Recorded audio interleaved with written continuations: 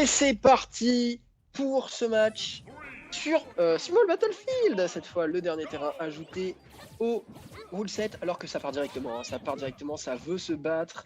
Un match-up de fighters finalement, puisque les deux joueurs, les deux personnages aiment bien être à close range, alors que cette première tech est sur place et punie par Ness. Ness qui a un très bon jeu d'Ado Shield, ce qui va lui être utile contre pas mal de la pression de Ursus Beck. Et effectivement, voilà, je crois que c'était un up tilt contre un tilt to dare. Malheureusement, je suis assez peu connaisseur de ce personnage, Ken, un personnage qui est un petit peu mystérieux. Malheureusement, je sais qu'il a de très bons combos, mais alors je ne suis pas tout à fait capable de différencier tous les coups qu'il a.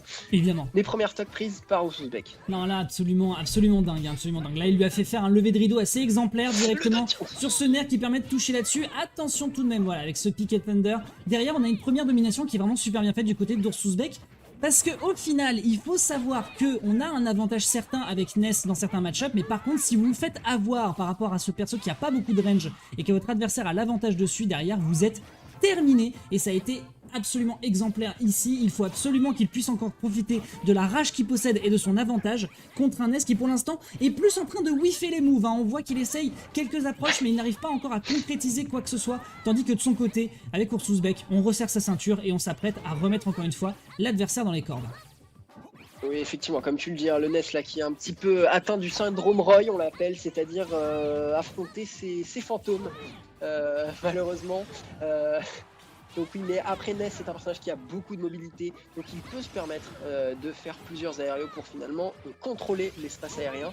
Et comme tu le dis, là, la rage de Ursus Beck qui commence à être un peu inquiétante, hein, parce qu'on connaît la force de la rage avec le Shoryuken, qui d'ailleurs est tenté juste ici en entière, parce que l'avantage du Shoryuken de Ken par rapport à celui de Ryu, c'est sa capacité à toucher dans les airs avec la même puissance, contrairement à celui de Ryu. Ouais, c'est une scène ici qui n'a malheureusement pas eu le réflexe de pouvoir tenir son adversaire. Derrière le Shoryuken ici qui pourrait être retrouvé sur un petit combo, on préfère ce retreat. Du côté d'Ursus Beck, on joue encore un peu la prudence, on veut absolument, sachant tout de même que le pari a été gagné. Il n'est pas mort et il a pu capitaliser sur la stock suivante de son adversaire. Sen qui tente le plus possible de rester en momentum aérien, il sait qu'il peut jouer des plateformes là-dessus. De l'autre côté, Ursus Beck qui va pouvoir revenir lentement sur son adversaire, 190%. Ceci dit, on arrive à trouver ce cancel de down B into neutral air. Enfin, cette première stock qui aurait été bien difficile à prendre de la part de Sen, alors que l'avantage est toujours à Ursus Beck, mais c'est un match-up très intéressant. Vraiment, il y a peu de phases de neutral vraiment à distance. C'est vraiment, il faut s'approcher le plus vite de son adversaire, alors qu'il a juste run, down tilt, confirm into un Shoryuken qui a tué les combos à close range de Ken qui sont bien évidemment monstrueusement puissants. Un saut qui est trouvé hors du désavantage. Il ne se fait pas bien juggle pour l'instant par Ness. Il arrive à bien se sortir alors que la pression est rajoutée. Oh là, il cross-up avec ce fer. Est-ce qu'il va se faire guard? Ouh, c'était bien tenté ce nerf pour tenter de stage pike. C'était bien tenté, on aurait pu un tant soit peu capitaliser davantage. On préfère jouer la prudence du côté d'Ursus Beck, on est à 122%. Si la stock suivante se joue de la même façon, on pourra vraiment avoir un avantage conséquent sur son adversaire. Ceci dit, pour ça, il faut réussir à le saisir. Ce EPR qui ne va pas tuer. Très bonne. Ce EPR qui est très bonne DI de la part de... Très bonne DI de la part de Ursus Beck là-dessus. Alors que, comme tu le dis, il ne faudrait pas que cette stock se déroule comme la première, parce que là, encore une fois, Sen qui galère un petit peu à tuer son adversaire, et là, à la rage, ça pourrait faire la différence. Le F-tilt qui va tuer finalement à près de 160%. Le F-tilt de Ness qui est un kill move, bien évidemment. Un kill move un petit peu d'urgence, mais un kill move quand même qui a fait le taf là-dessus. Ok, alors que là, on voit vraiment l'avantage qu'a Ness dans... Un des avantages que peut avoir Ness dans le match-up, c'est un des persos qui peut assez bien deal avec la pression de shield, alors qu'il n'y a plus de saut là qui est trouvé. Ouh, plus de saut malheureusement, finalement. Je crois qu'il a touché le sol entre les deux. Ouh, joli juggle, alors que là, l'avantage... Et je me demande s'il ne voulait pas drop zone d'honneur, alors que c'est terminé. Et c'est terminé, quelle tristesse. Oh là là, c'est dramatique. C'est dramatique.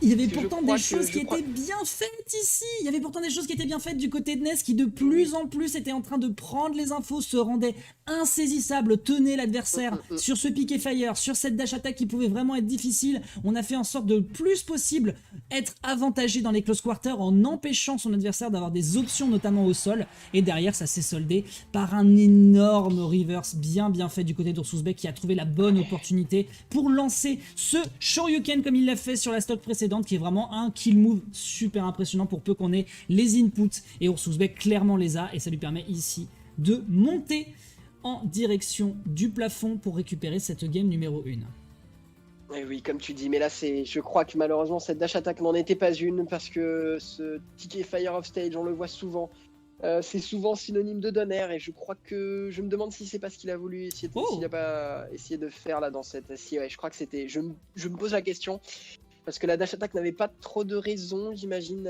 ou alors peut-être qu'il savait qu'il n'était pas capable d'avoir le dair, mais je pense que c'était possible, et effectivement comme tu l'as dit, après malheureusement il a fait son piqué flash dans l'autre sens, c'était peut-être un overextend, et après là le donner into up tilt into Shoryuken, gros confirme là, qui a dû mettre à peu près 30% je pense à lui tout seul, et qui a fini la stock de Sen, qui avait pourtant l'avantage dans cette fin de game. Oui, le piqué flash du néant, wesh. Et oui, non, piqué flash dans le mauvais sens, ça c'est presque certain. Et pour le DER, je suis pas certain, mais je crois que ça aurait pu être la game. Alors le DER aurait pu être trouvable, il y a des chances. Il y a des chances que sur le bord de terrain, il ait eu du mal à saisir son input, c'est pas impossible.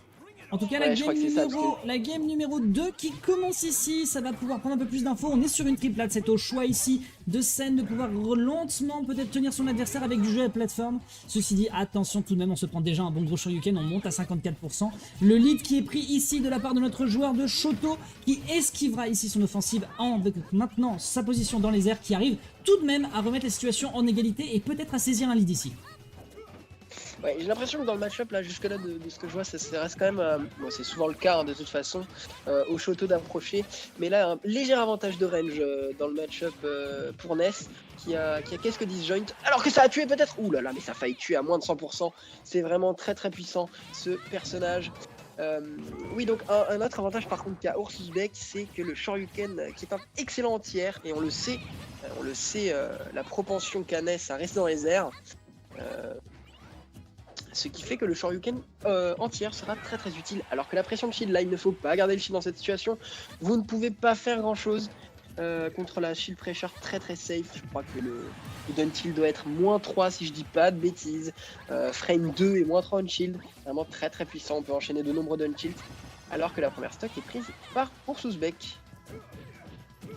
Oh, ici on continue à maintenir la pression sur son adversaire. Effectivement, c'est vrai qu'on a quelques outillages ici. Merci beaucoup pour les précisions K1. Derrière, attention tout de même ici le jab qui permet de repousser. On peut peut-être le tenir ici sur une phase d'edgeguard ici. Il ne suffit de pas grand chose. Ceci dit, Ursusbek qui a vraiment pas envie de se sentir saisi. Mais par contre, beau, ça, très beau back air qui permet la projection de l'adversaire. Ah, là il a fait un petit magnette into back air, pardon, donc le down B into back air. Il faut savoir que Ness a pas mal de mix-up de mouvements dans les airs, et il peut utiliser certains de ses down B pour combo avec d'autres de ses aériales. Là les pourcents étaient tout à fait suffisants, alors que le double fer est trouvé. Très even là, cette deuxième game encore une fois. Et puis surtout là, Ursusbek avec son Ken qui manque peut-être un peu de mobilité pour chase correctement le Ness, c'est-à-dire que Ness est vraiment assez libre de ses aériaux. Très beau pari trouvé avec le down tilt en punition. Ici, down tilt le der pardon, c'était faire tout der, ça a failli passer, mais malheureusement Ness qui était un peu trop flotty, du coup il a été éjecté au-dessus de ce der, qui lui a permis de s'en sortir sans trop de soucis.